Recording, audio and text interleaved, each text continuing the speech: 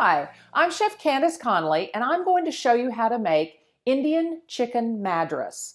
Now, this is actually a curry dish, but it's not one of those curries that you just take out of a can or out of a spice jar. You actually mix all of the ingredients and come up with an authentic curry mixture.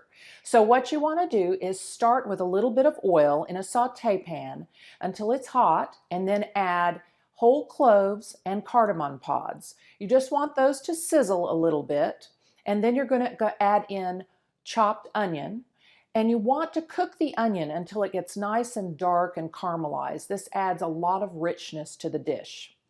Then this is going to be followed by green chilies that have been chopped up, ginger and garlic, and let that cook for about 30 seconds until it's fragrant. You need to make sure not to burn your garlic. That'll make it bitter.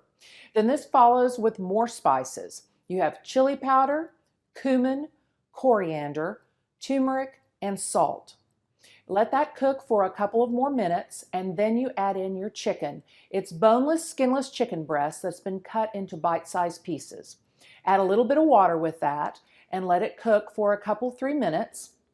Then you're going to add your final ingredients, some grated nutmeg and chopped tomatoes. Then you're going to stir that around, cover it, and let it cook for 20 minutes until the chicken is cooked through and tender. Then you're all ready to go. Just serve it over some basmati rice and you have a delicious dish.